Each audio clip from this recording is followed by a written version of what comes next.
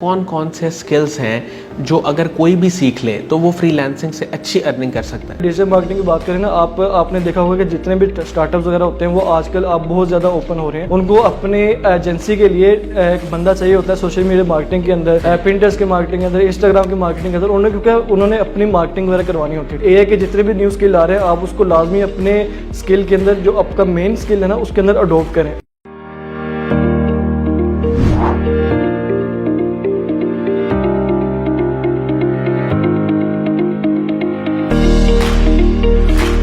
अस्सलाम वालेकुम नाज़रीन, शेयरिंग ऑफ प्रोफेशनल विजडम के साथ मैं हूं आपका मेज़बान अली रहमान खालिद।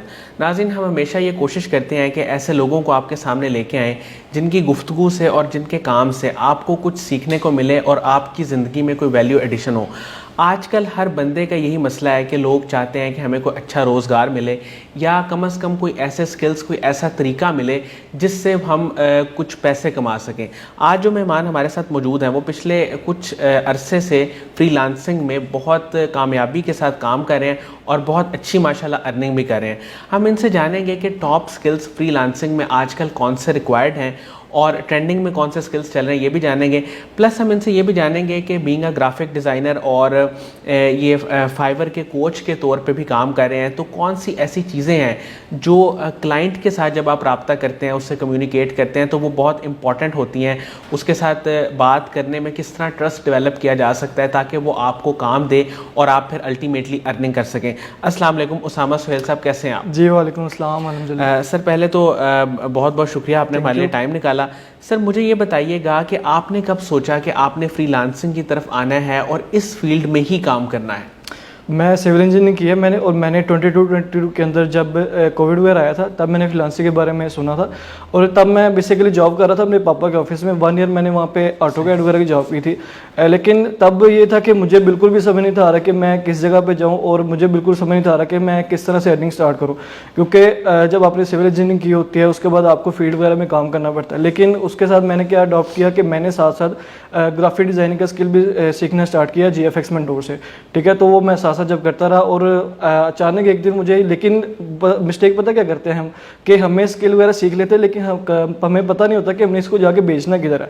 ठीक है, तो एक रिसेंटली मैंने फिर लाहौर के अंदर ही मेरा कज़न है, वहाँ से मैंने उससे सुना कि फाइवर नाम की एक चीज़ होती है जिससे हम ऑनलाइन अर्निंग कर सकते हैं। अब जब मैंने सुना कि ऑनलाइन अर्निंग हम कर सकते हैं तो जाहिर बात है आपको आइडिया नहीं होता कि आप ऑनलाइन अर्निंग होती भी है, क्योंकि हमें बिल्कुल भी यकीन नहीं होता अगर हम 3 से 4 साल पहले की बात करें। तो जब मैंने फाइवर का सुना और जब मैंने उस पर काम शुरू किया, मुझे तो पहले मैसेज नहीं थे क्योंकि मुझे बिल्कुल भी नहीं था, यकीन नहीं था कि मुझे यहाँ से मैसेज वगैरह आएंगे। तो जब मुझे 4 से 5 मैसेज आए, तो जब एक पहला ऑर्डर मैंने लिया क्लाइंट से तब मुझे अंदाज़ा हुआ, $5 का वो ऑर्डर था, तो मुझे अंदाज़ा हुआ कि यार ये वाकई ऑनलाइन अर्निंग होती है।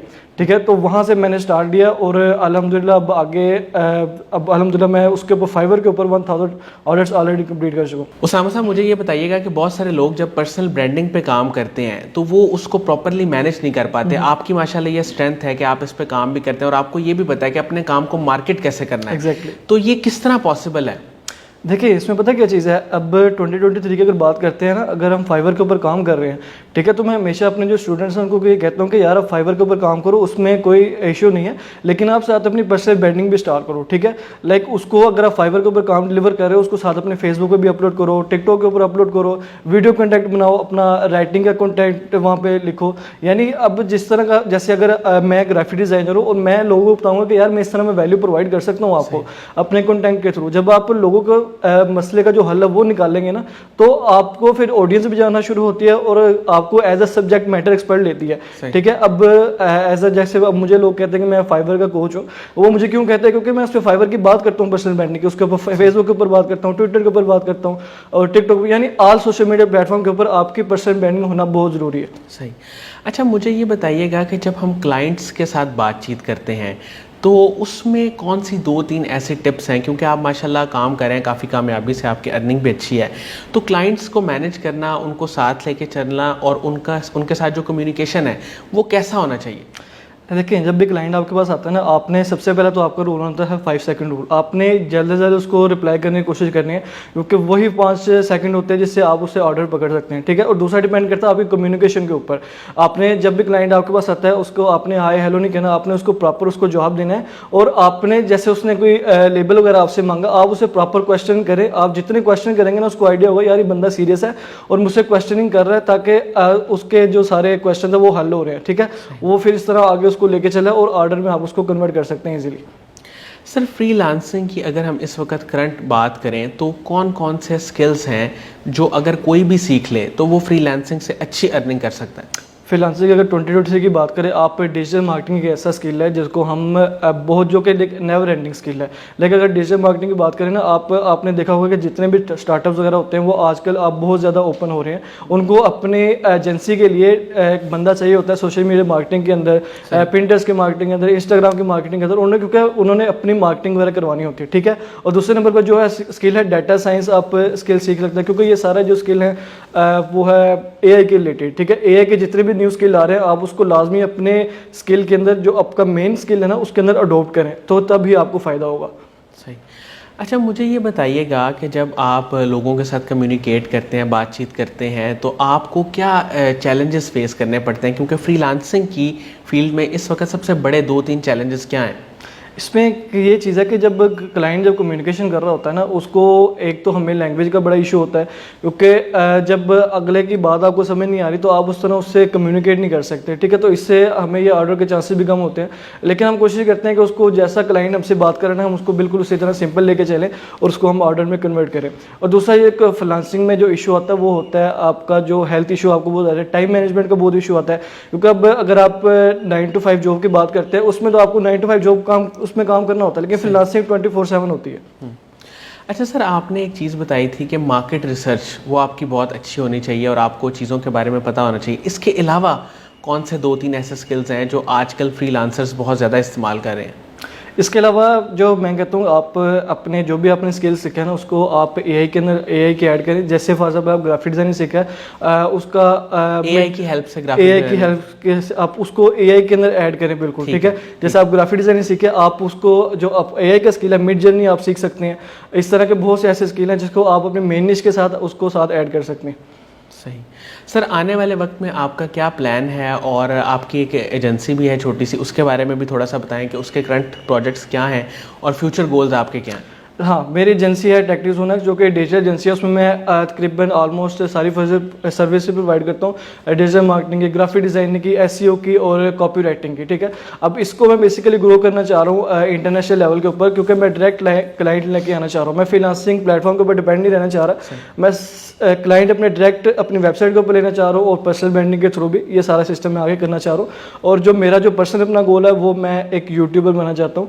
और अभी मैं रिसेंटली मैंने गुजरात फ्रीलांसिंग एसोसिएशन भी ज्वाइन किया, उसको भी मैं रिप्रेजेंट कर रहा हूँ। उस पर पेज के ऊपर मैं पॉडकास्ट वगैरह भी करता हूँ और होस्टिंग वगैरह भी करता हूँ वहाँ पे। अच्छा, इंस्पिरेशन इस सारे काम के पीछे आपकी कौन है? अच्छा, इंस्पिरेशन है मेरी सारी शाम सर्वर है। तो अभी रिसेंटली उनसे मुलाकात भी हुई है, उनके घर उन्होंने अलहमदिल्ला बुलाया था मुझे, तो वहाँ से भी उनसे मुलाकात हुई थी। अभी कल भी सरगोदा इवेंट पे गए हैं तो उनसे मिल के हैं। उनसे मैंने फ्रीलांसिंग का जितना भी है सारा मैंने उनसे ही सीखा यूट्यूब चैनल के ऊपर A to Z, क्योंकि मैं पूरी रात बैठा होता था वहाँ पे, सारे शाम सर्वर से सीख रहा होता है A to Z सारी चीज़ें। फ्रीलांसिंग का हो गया, अगर आप डिजिटल मार्केटिंग की बात करते हैं वो चीज़ें, पर्सनल ब्रांडिंग की उन्होंने हमें सिखाया था, तो वो मेरी इंस्पिरेशन है। सर, मुझे ये बताएं कि पर्सनल ब्रांडिंग की किस तरह जाती है और फिर इसके ज़रिए काम कैसे जनरेट होता है? देखिए, पर्सनल ब्रांडिंग फ्रीलांसिंग और पर्सनल ब्रांडिंग में फ़र्क ये है, पर्सनल ब्रांडिंग आप जब करते हो ना फेसबुक के ऊपर, इंस्टाग्राम के ऊपर, तब आप अपने आप को मार्केट करते हो। आपने क्या करना होता है कि आप अपनी सर्विस के बारे में बताते हो, हर टाइम आप लोगों को वैल्यू प्रोवाइड करते हो, उनके मसले का हल उनको बताते हो, ठीक है। क्योंकि मैं ये समझता हूँ कि जब तक आप अपने बारे में बात नहीं करोगे, कोई भी आपके बारे में बात नहीं करेगा, तो ये एक बहुत बड़ी चीज़ है। आप वीडियो कंटेंट बना सकते हो। इसमें मैं 33/33/33/1 का रूल इस्तेमाल करता हूँ। यानी जो 33% है वो है आपका वीडियो कंटेंट है, और 33% है आपका जो राइटिंग है, और जो 33% है वो है आपका जो इमेज फॉर्म में होता है, और जो 1% है वो आप गेस करें वो होगा आपकी अपनी पर्सनल लाइफ। क्योंकि आपने क्लाइंट जो आपका पोटेंशियल क्लाइंट को शो करवाना होता है कि यार ये जो बंदा ये मशीन नहीं है, ये एक इंसान है। जैसे आप अगर जिम वगैरह जाते हैं तो आप उसकी वीडियोस अपलोड कर सकते हैं, और इस तरह की चीज़ें आप वगैरह अपलोड कर सकते हैं। ठीक है सर, कासिम अली शाह साहब के काम को, उनकी फाउंडेशन को आप कैसे देखते हैं? मुझे लगता है कासिम अली शाह फाउंडेशन बहुत अच्छा काम कर रही है, क्योंकि हमें ज़रूरत है कि हम टेक्निकल स्किल्स को भी आगे लेके चलें, जो कि ऐसे इदारे होने चाहिए पाकिस्तान में ज़्यादा से ज़्यादा, ठीक है। क्योंकि मुझे लगता है कि सिर्फ आप डिग्री कर लेते हैं वो दौर चला गया, आपको एक सॉफ्ट स्किल चाहिए, आपको एक टेक्निकल स्किल चाहिए ताकि आप उसको आगे लेके चले। तो I guess Kasim Ali Shah foundation एक बहुत बेहतरीन काम कर रही है और बहुत अच्छा लगा आपने यहाँ पर इन्वाइट भी किया। बहुत बहुत शुक्रिया उसामा सुहेल साहब, आपने हमारे लिए टाइम निकाला। नाज़रीन, मुझे उम्मीद है कि इनकी गुफ्तगू से आपने बहुत कुछ सीखा होगा, और ख़ास तौर पे मेरा भी एम्फेसिस इसी चीज़ पे था कि वो स्किल्स बताएं। इन्होंने बताया कि आप पर्सनल ब्रांडिंग कैसे कर सकते हैं, अपने आप को मार्केट कैसे कर सकते हैं ताकि आपके पास ज़्यादा से ज़्यादा काम आए, और प्लस जो क्लाइंट के साथ आपकी कम्युनिकेशन है वो बहुत इंपॉर्टेंट रोल प्ले करती है आपकी अर्निंग में और आपके पास काम के आने में। इसके साथ इजाज़त दीजिए, अपना बहुत ही ख्याल रखिएगा। इंशाल्लाह दोबारा हाज़िर होंगे एक नए इंटरव्यू के साथ, तब तक के लिए अल्लाह हाफ़िज़।